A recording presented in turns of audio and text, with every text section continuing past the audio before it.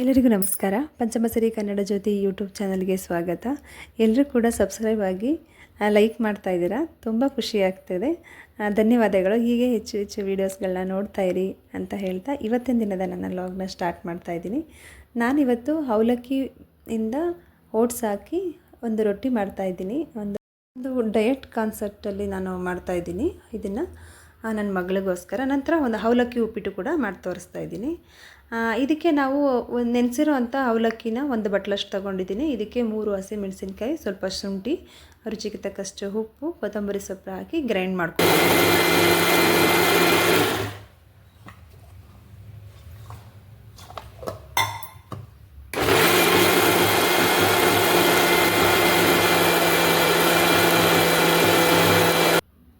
ರುಬ್ಬಿರೋ ಅಂಥದ್ದನ್ನು ಒಂದು ಬಟ್ಲಿಗೆ ತೆಗೆದಿಟ್ಕೊಂಡು ಇದಕ್ಕೆ ನಾವು ಒಂದು ಬಟ್ಲಷ್ಟು ಓಟ್ಸು, ಇದಕ್ಕೆ ಒಂದು ಬಟ್ಲಷ್ಟು ಚಿರೋಟಿ ರವೆ ತೊಗೊಂಡಿದ್ದೀನಿ ನಾನು. ನೀವು ಬೇಕಂದರೆ ಇದಕ್ಕೆ ಗೋಧಿ ಹಿಟ್ಟು ಹಾಕೋಬೋದು, ಅಥವಾ ನೀವು ಯಾವುದೇ ಕಾಳುಗಳನ್ನ ನೆನೆಸಿ ಇದಕ್ಕೆ ರುಬ್ಬಿ ಕೂಡ ಹಾಕೋಬೋದು. ನಾನಿವತ್ತು ಸಿಂಪಲಾಗಿ ತೊಗೊಂಡಿದ್ದೀನಿ, ದಿನ ಮಾಡ್ತಾನೆ ಇರ್ತೀನಲ್ಲ, ಹಾಗಾಗಿ ಇದಕ್ಕೆ ರುಚಿಗೆ ತಕ್ಕಷ್ಟು ಉಪ್ಪು ಹಾಕಿ ಚೆನ್ನಾಗಿ ಮಿಕ್ಸ್ ಮಾಡಿ ಇದಕ್ಕೆ ತುರಿದಿರೋ ಅಂಥ ಕಾಯಿ ತುರಿ ಹಾಕಿ ನಾವು ಇದನ್ನು ಕಲಸಿ ನೆನೆಸೋದಕ್ಕೆ ಬಿಟ್ಬಿಡಬೇಕು.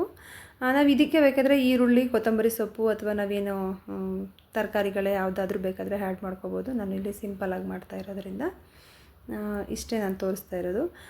ನಂತರ ಇದನ್ನು ನೆನೆಯೋಗ್ಬಿಟ್ಟು ನಾನು ಅವಲಕ್ಕಿನ ತೊಳೆದಿಟ್ಕೊತಾ ಇದ್ದೀನಿ. ನಾನಿವತ್ತು ಅವಲಕ್ಕಿನ ತೊಳೆದಿಟ್ಕೊಂಡು ಹೇಗೆ ಮಾಡೋದು ಅಂತ ತೋರಿಸ್ತಾ ಇದ್ದೀನಿ. ನಂತರ ಅವಲಕ್ಕಿನ ಡೈರೆಕ್ಟಾಗಿ ಅವಲಕ್ಕಿನ ಒಗ್ಗರಣೆ ಮಾಡಿ ಅವಲಕ್ಕಿ ಉಪ್ಪಿಟ್ಟು ಹೇಗೆ ಮಾಡೋದು ಅಂತ ನೆಕ್ಸ್ಟ್ ಇನ್ನೊಂದು ವೀಡಿಯೋಸಲ್ಲಿ ನಿಮಗೆ ತೋರಿಸ್ತೀನಿ. ನಂತರ ಇದನ್ನು ನೆನೆಯೋದಕ್ಕೆ ಬಿಟ್ಟು ನಾನು ತರಕಾರಿ ಎಲ್ಲ ಕಟ್ ಮಾಡಿ ರೆಡಿ ಮಾಡಿ ಇಟ್ಕೊಂಡಿದ್ದೀನಿ ಆಲ್ರೆಡಿ. ಈ ರೊಟ್ಟಿನ ನಾನು ಎರಡೂ ಒಂದೇ ಸರಿ ಮ್ಯಾನೇಜ್ ಮಾಡಿ ತೋರಿಸೋದ್ರಿಂದ ನಿಮಗೆ ಎರಡು ಒಟ್ಟೊಟ್ಟಿಗೆ ತೋರಿಸ್ತಾ ಇದ್ದೀನಿ. ಯಾಕೆಂದರೆ ಮಕ್ಕಳಿಗೆ ತಡ ಆಗುತ್ತೆ ಅಂತ ಹೇಳಿ ಬೇಗನೆ ಮಾಡಬೇಕಿತ್ತು. ಹಾಗಾಗಿ ನಾನು ಎರಡೂ ಕೂಡ ಒಂದೇ ಸಮ ತೋರಿಸ್ತಾ ಇದ್ದೀನಿ, ಅಲ್ಲಿ ಇಲ್ಲಿ ಆ ಥರ. ನಂತರ ಇದು ರೊಟ್ಟಿನ ಹಾಕಿ ನಾನು ಇದಕ್ಕೆ ಕ್ಯಾರೆಟ್ ತುರಿ ಮತ್ತು ಕೊತ್ತಂಬರಿ ಸೊಪ್ಪಿನಿಂದ ಗಾರ್ನಿಷ್ ಮಾಡ್ತಾಯಿದ್ದೀನಿ. ಇದನ್ನಾದ ತಕ್ಷಣ ನಾನೇನು ಎಣ್ಣೆ ಕಾಯೋದಕ್ಕೆ ಪಾತ್ರೆಯಲ್ಲಿ ಇಟ್ಟಿದ್ದೆ ಅವಲಕ್ಕಿ ಉಪ್ಪಿಟ್ಟಿಗೆ. ಅದಕ್ಕೆ ಸ್ವಲ್ಪ ಎಣ್ಣೆ ಹಾಕಿ ಪಾತ್ರೆಗೆ ಎಣ್ಣೆ ಬಿಟ್ಟು ಇದಕ್ಕೆ ಸಾಸಿವೆ ಮತ್ತು ಕಡಲೆಬೇಳೆ ಹಾಕಿದ್ದೀನಿ. ನೀವು ಬೇಕಂದರೆ ಇದಕ್ಕೆ ಕಡಲೆ ಬೀಜನೂ ಕೂಡ ಹಾಕೋಬೋದು, ಅದು ಕೂಡ ತುಂಬ ರುಚಿಯಾಗಿರುತ್ತೆ. ಎಣ್ಣೆ ಇದಕ್ಕೆ ಸ್ವಲ್ಪ ಜಾಸ್ತಿನೇ ಹಾಕಬೇಕು, ಏಕೆಂದರೆ ಅದು ಅವಲಕ್ಕಿ ಎಲ್ಲ ಡ್ರೈ ಆಗಬಾರ್ದಲ್ಲ. ಹಾಗಾಗಿ ಇದಕ್ಕೆ ಸ್ವಲ್ಪ ಈರುಳ್ಳಿ ಹಾಕಿ ಚೆನ್ನಾಗಿ ಫ್ರೈ ಮಾಡಿ ಒಂದು 5ರಿಂದ 6 ಹಸಿಮೆಣಸಿನ್ಕಾಯಿ ಹಾಕಿ, ನಂತರ ಇದಕ್ಕೆ ಸಣ್ಣದಾಗಿ ಹೆಚ್ಚಿರುವಂಥ ಬೀನಿಸು ಮತ್ತು ಸಣ್ಣದಾಗಿ ಹೆಚ್ಚಿರುವಂಥ ಕ್ಯಾರೆಟು, ಕ್ಯಾಪ್ಸಿಕಮ್ ಇಷ್ಟನ್ನು ಹಾಕಿ ಚೆನ್ನಾಗಿ ಫ್ರೈ ಮಾಡ್ಕೋಬೇಕು. ಕ್ಯಾರೆಟ್ ಮತ್ತು ತುರಿಯೋ ಆಗಿಲ್ಲ, ಸಣ್ಣದಾಗಿ ಹೆಚ್ಕೊಂಡಿದ್ರೆ ತುಂಬ ಚೆನ್ನಾಗಿ ಬರುತ್ತೆ. ನಂತರ ಇದನ್ನು ಚೆನ್ನಾಗಿ ಫ್ರೈ ಮಾಡಿ ಸ್ವಲ್ಪ ಅದನ್ನು ಸಿಮ್ಮಲ್ಲೇ ಬೇಯೋದಕ್ಕೆ ಬಿಟ್ಬಿಡಬೇಕು, ಮುಚ್ಚಳ ಮುಚ್ಚಿ. ಅದಾದ ನಂತರ ತರಕಾರಿ ಎಲ್ಲ ಸ್ವಲ್ಪ ಚೆನ್ನಾಗಿ ಬೆಂದಿರುತ್ತೆ. ಆಮೇಲೆ ಟೊಮೊಟೊ ಹಾಕಿ ಚೆನ್ನಾಗಿ ಇದ್ರ ಜೊತೆಯಲ್ಲೇ ಫ್ರೈ ಮಾಡಬೇಕು ಚೆನ್ನಾಗಿ.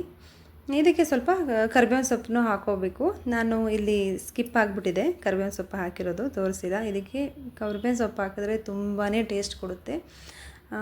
ನಾನು ಅದು ಡ್ರೈ ಆಗಿರೋವಂಥ ಕರಿಬೇವಿನ ಸೊಪ್ಪು ಆಗಿರೋದ್ರಿಂದ, ಅಂದರೆ ಒಣಗಿರೋದು ಆಗಿರೋದ್ರಿಂದ ನಾನು ಇಲ್ಲಿ ಸ್ಕಿಪ್ ಆಗಿಬಿಟ್ಟಿದೆ, ಹಾಕುವಾಗ ಅದು ಕಟ್ ಆಗಿರೋದು.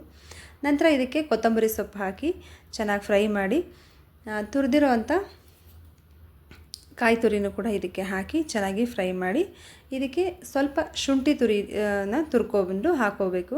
ಹಾಕಿದ್ರೆ ತುಂಬಾ ಚೆನ್ನಾಗಿರುತ್ತೆ ಟೇಸ್ಟು. ಶುಂಠಿ ಹಾಕೋದ್ರಿಂದ ಏನು ಒಂದು ಘಮ ತುಂಬಾ ಚೆನ್ನಾಗಿರುತ್ತೆ. ಹಾಗಾಗಿ ನಾನು ಶುಂಠಿನ ಹಾಕ್ಕೊಂಡಿದ್ದೀನಿ ಇಲ್ಲಿಗೆ.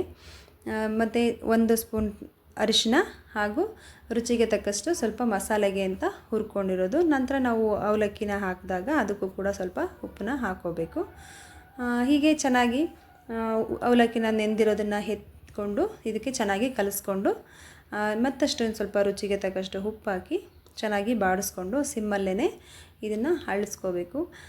ನಾವು ಈ ರೀತಿ ಕೂಡ ಮಾಡ್ಬೋದು, ಅಥವಾ ನಾವು ಏನು ಅವಲಕ್ಕಿನ ನೆನೆಸ್ದಿರ ಡೈರೆಕ್ಟು ತೊಳೆದು ನಾವು ತೆಗೆದು ಹಾಕ್ತಾ ಇರ್ತೀವಲ್ಲ ಅವಲಕ್ಕಿನಾಗೆ, ಅದನ್ನು ಡೈರೆಕ್ಟ್ ಸ್ವಲ್ಪ ನೀರನ್ನೆಲ್ಲ ಸೇರಿಸ್ಕೊಂಡು ಇದಕ್ಕೆ ಹಾಕ್ಕೊಂಡು ಕೂಡ ಮಾಡ್ಬೋದು. ನಾನು ನೆಕ್ಸ್ಟ್ ಟೈಮ್ ನಿಮಗೆ ಇನ್ನೊಂದ್ಸಲ ವೀಡಿಯೋನ ಹಾಗೆ ಮಾಡೋದು ಹೇಳ್ಕೊಡ್ತೀನಿ. ಹಾಗೆ ಮಾಡಿದಾಗ ಅವಲಕ್ಕಿ ತಳ ಹಿಡಿಯೋದಿಲ್ಲ ಮತ್ತು ಪಾತ್ರೆಗೆ ಕಚ್ಕೊಳ್ಳೋದಿಲ್ಲ.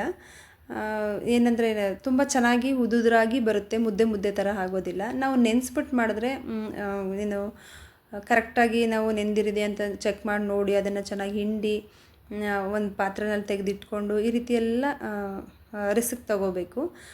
ಹಾಗೆ ಮಾಡೋದ್ರಿಂದ ರಿಸ್ಕ್ ಇರೋದಿಲ್ಲ. ನಾನು ಅದನ್ನು ಒಂದು ಸಲ ನಿಮಗೆ ಮಾಡಿ ತೋರಿಸ್ತೀನಿ ಹೇಗೆ ಅಂತ ಹೇಳಿ. ನಂತರ ಈ ರೀತಿ ಡೆಕೋರೇಟ್ ಮಾಡಿ ನಾನು ಸರ್ವ್ ಮಾಡಿದೆ. ನಾನು ಇನ್ನೊಂದು ಕಡೆ ನಿಮಗೆ ಮೊದಲೇ ಹೇಳ್ದಾಗೆ ರೊಟ್ಟಿನ ರೆಡಿ ಮಾಡಿ ಇಟ್ಕೊಂಡಿದ್ನಲ್ಲ, ಅದನ್ನು ಈ ರೀತಿ ರೊಟ್ಟಿನ ತಟ್ಟಿ ಬಾಕ್ಸ್ಗೆಲ್ಲ ರೆಡಿ ಮಾಡ್ತಾಯಿದ್ದೆ. ಒಬ್ಬರಿಗೆ ಈ ರೊಟ್ಟಿ ಹಾಕಬೇಕು, ಒಬ್ಬರಿಗೆ ಅವಲಕ್ಕಿ ಉಪ್ಪಿಟ್ಟು ಹಾಕಬೇಕು. ಎಲ್ರಿಗೂ ಒಂದೊಂದು ಥರ ಮಾಡೋಂಥದ್ದು ಅಭ್ಯಾಸ ಆಗಿಬಿಟ್ಟಿದೆ ನನಗೆ. ಪ್ರತಿದಿನ ಇದೇ ರೊಟ್ಟಿನು ಈ ರೀತಿ ಒಂದು ಸೂಪರ್ ಡಿಶ್ ಆಗಿ ಚೆನ್ನಾಗಿ ಬಂತು. ರುಚಿಯಾಗೂ ಇತ್ತು ಕೂಡ, ತಿನ್ನೋದಕ್ಕೆ ತುಂಬ ಚೆನ್ನಾಗಿ ಬರುತ್ತೆ. ನೀವು ಕೂಡ ಹೀಗೆ ಟ್ರೈ ಮಾಡಿ. ನಾನು ನಿಮಗೆ ಮುಂಚೆನೇ ಹೇಳಿದಾಗೆ ಅವಲಕ್ಕಿನ ದಿಢೀರಂತ ಬೇಗನೆ ಇನ್ನೂ ಕ್ವಿಕ್ಕಾಗಿ ಹೇಗೆ ಮಾಡ್ಬೋದು ಅನ್ನೋದನ್ನು ನಿಮಗೆ ನೆಕ್ಸ್ಟ್ ವೀಡಿಯೋದಲ್ಲಿ ಒಂದಿನ ತೋರಿಸ್ತೀನಿ. ಎಲ್ಲರೂ ಹೀಗೆ ನೋಡ್ತಾಯಿರಿ. ಧನ್ಯವಾದಗಳು. ನಮಸ್ಕಾರ.